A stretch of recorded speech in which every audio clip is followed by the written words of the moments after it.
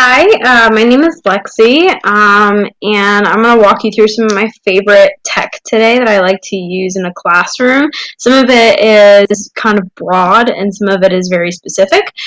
So actually, one of the cool things that I wanted to show you really quick that I love, it wasn't something that I actually learned in the classroom. I just kind of discovered it in my free time. It's called Screencastify. It's pretty great. So it's actually built into Chrome. You just download it. It's free. And here's the website right up here.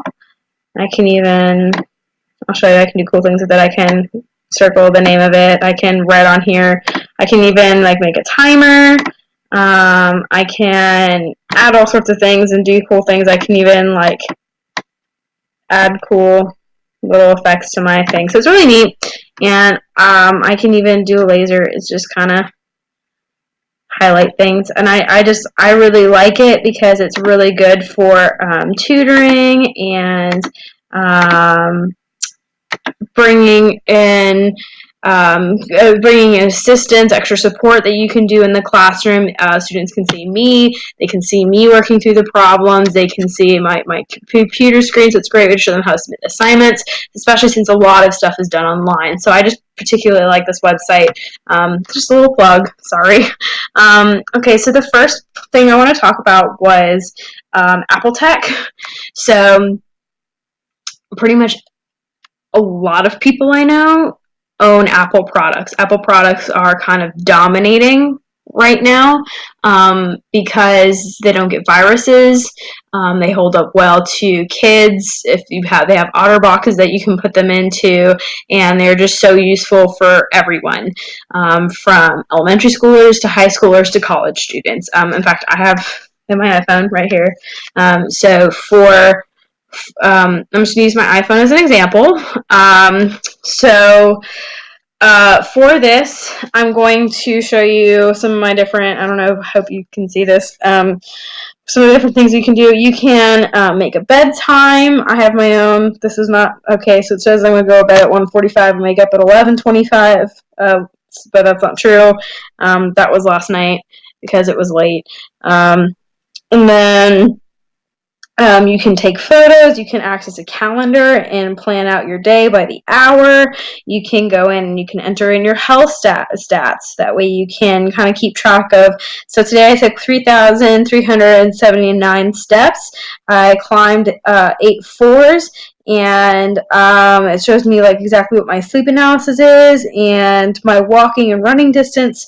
And you can actually put in your medical ID, so people can see if you have any allergies. So if you're ever in danger, you can do that. So it provides that. I don't know if on this, if I have notes here, but I don't know if I have Keynote or I have iBooks and GarageBand on here, but there's a bunch of different things you can do. iMovie, you can make videos. You can make your own music. You can have students create their own symphonies and music for music class, and have them make a soundtrack for a book or a movie. There's also, I have notes here, but I don't have pages because this is an iPhone and not an iPad. Typically iPads will have pages. You'll have Keynote, which is really, really great for making presentations. There's a lot you can really do with Apple Tech. And it's, like I said, it's good for all ages. And Apple Tech is iPads are typically what are used to have students with disabilities be able to access communication, forms of communications where things will talk for them. So I think that's really, really, really neat. And there's also translating technology. So the next thing I want to talk about, one of my other favorite technologies is LiveBinder. It's right here. Access it so you can see my screen. So I actually made an LiveBinder a couple weeks ago, and this is really great for organizational skills for your students. I have ADHD and autism. I'm very open about that, but this is really good for me. Once I discovered this, I just fell in love instantly. I can make different tabs. I can make sub-tabs for tabs. Let me show you what it looks like when you're editing. So you can add tabs, sub-tabs, base tabs. You can move tabs around. You can add content. When you go into content, you can have videos, website, text. You can add your files. You can go into your Google Drive. You can make QR codes. So you can just do just about everything with this, and you can keep everything on technology, and it's all through this website, so you won't lose it. Because we all know what happens like at the last minute when your computer crashes, and then your students call you like, hey, I can't submit this, and you can just be like, just send me the link when it comes up. You know, so it's pretty great, and they can always access everything, and just in case if their computer crashes or dies or anything, and it's got really good way for students to access things quickly and easily. So it's really neat, and I also like how it can be used not just by ESE students, but by your gifted students. It can be used by just about anybody to keep them organized, especially, like I said, a lot of classes are going to be mostly online and through technology now, using computers, removing computers and tablets into the classroom.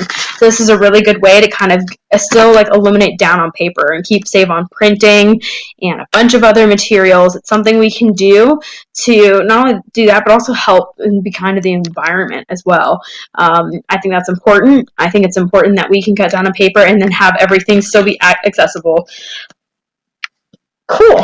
So the last thing, and I'm a Google maven, not even gonna lie. So I am going to walk you through my life of Google. In fact, I'm going to even take you to my homepage because I'm so in love with Google. It's really half of my life. I love Google because it is so good, and Google Docs has saved my life so many times because I have sat down and written entire essays. I wrote a 50-page paper, and I just, at the last minute, I was like, you know, I'm going to copy paste this into Google Docs. And sure enough, my computer didn't turn on in class the next day, so I could walk her over for it. But I was able to pull that up on a Google Docs app onto my iPad and show that to her and show her, like, I've done 50 pages. Like, do you want me to keep doing more, or what should I be doing for this? And ask her all my questions and have everything there. Everything saves automatically, and you can always share people into your thing. So here's your Google homepage. Usually you create a Google email. This is mine. Please don't email my personal email. Sorry. And over here, you have Google Images, Gmail, of course, and then you can always click more, so that you can do just about anything. So anywhere from searching, YouTube is part of Google. They have Google Play, which is how you can download different apps onto your Google device. Google Drive is like a hard drive, so everything is saved in the hard drive.